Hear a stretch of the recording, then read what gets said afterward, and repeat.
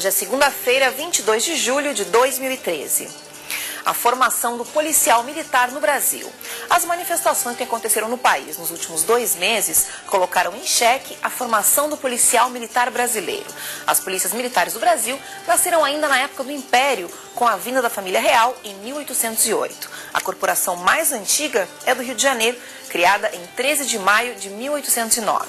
Mas foi somente com a Constituição de 1946, durante o governo Dutra, que as antigas guardas passaram a se chamar Polícia Militar. O governador do Rio de Janeiro, Sérgio Cabral Filho, disse que o número de policiais formados anualmente vai aumentar de 6 para 12 mil em 2014. Segundo o próprio governador, o efetivo vai servir não só à capital, mas também à região metropolitana e ao interior do estado. Mas como será que está sendo realizada essa formação?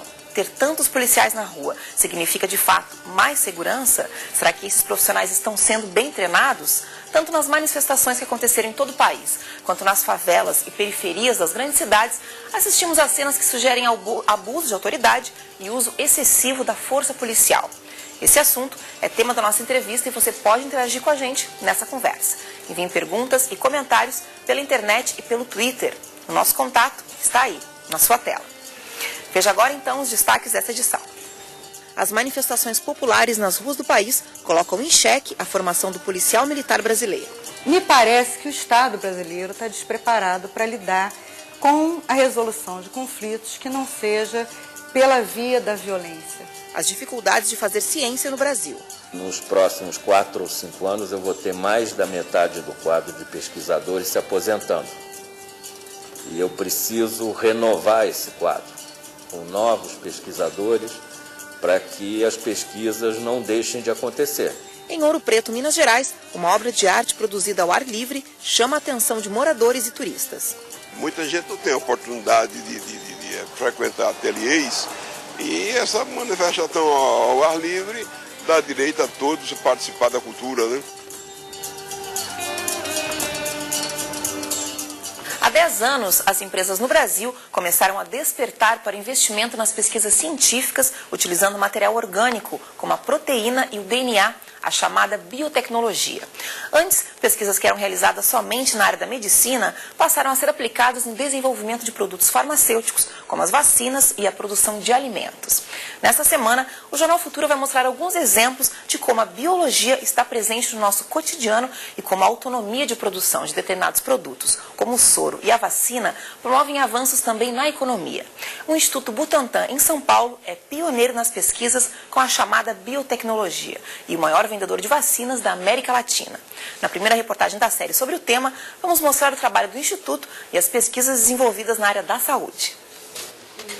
As cobras foram o primeiro e principal estudo do Instituto Vital Brasil, que originou o Butantan há 112 anos. Desde essa época, a biologia aplicada, ou a biotecnologia, começava a se desenvolver e ganhar espaço. Dos anos 60 para cá é que você começou a criar uma indústria que era chamada de biotecnologia. E essa indústria surgiu a partir do domínio de 2 áreas de conhecimento. Da genética, onde você descobriu como que o gene funciona, o que é isso e o que cada pedacinho do gene faz, e o que é chamado de proteônica, o que as proteínas fazem e como que elas podem ser usadas. Com essas descobertas, foi possível fabricar diversos produtos do nosso dia a dia. Na indústria alimentícia, queijos, vinhos, cervejas, a partir do processo de fermentação. Na indústria energética, a produção de combustíveis como o etanol, extraído da cana-de-açúcar. E na área da saúde, produtos terapêuticos variados, que abrangem vacinas e soros. Os estudos aqui com venenos e toxinas animais, eles têm vários objetivos. Um dos objetivos é você tentar descobrir num indivíduo envenenado por que está ocorrendo aquela sintomatologia para você poder contribuir na terapêutica. O Instituto Butantan é o único no Brasil que une a pesquisa científica com a fabricação de produtos terapêuticos. São 8 fábricas de vacinas que são vendidas para o mundo todo. E as pesquisas vão de vento em popa. A vacina de HPV é um exemplo. essa vacina ela é recombinante e ela protege contra 4 tipos de vírus que causam câncer de colo do útero. Já existem pesquisas para expandir o número de vírus para 9 vírus. Os 9 vírus devem proteger contra 95% dos casos de câncer de colo de útero causados por vírus. Daqui saem também a maioria das doses distribuídas gratuitamente pelo Ministério da Saúde.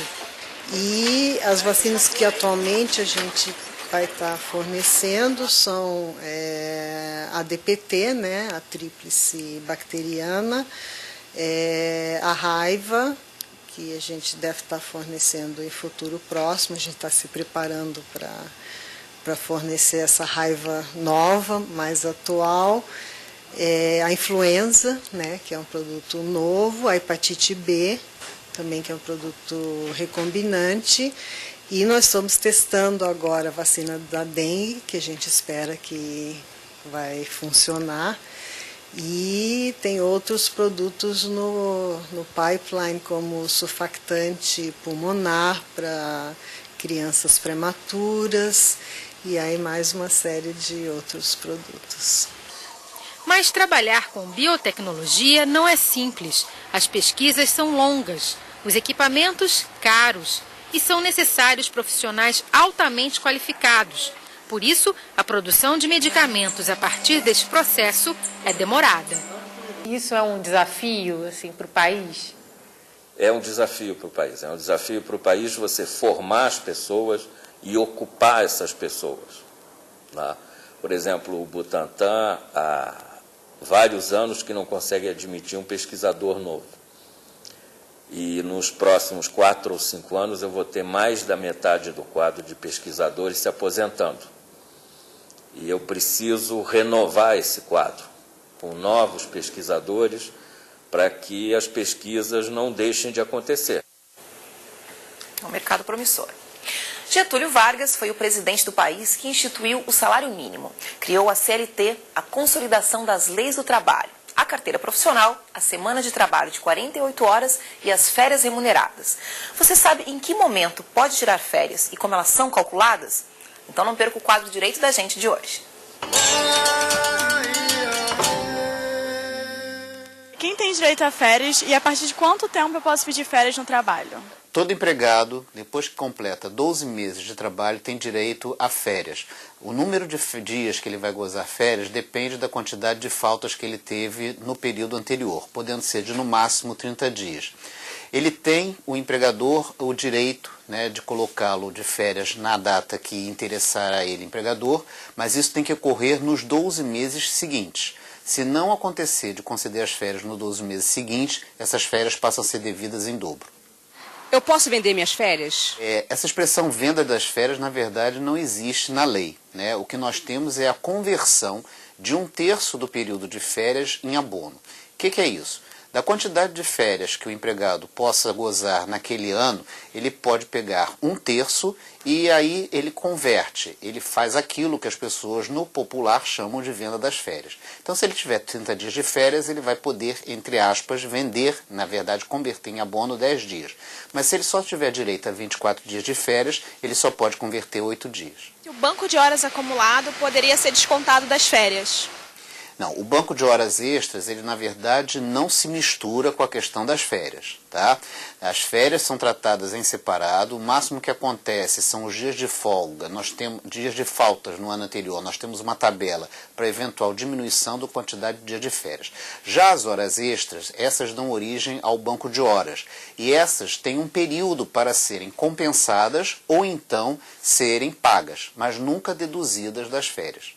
Como as horas extras podem ser contadas e se a empresa não possui ponto eletrônico?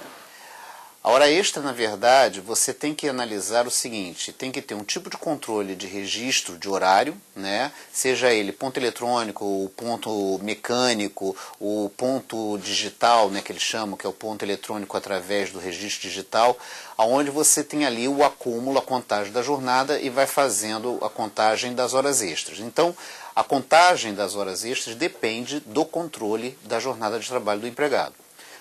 Quando o empregado não tem uma jornada de trabalho controlada por um desses mecanismos, na verdade o que se aconselha é que ele mesmo faça o controle da quantidade de horas que ele trabalha.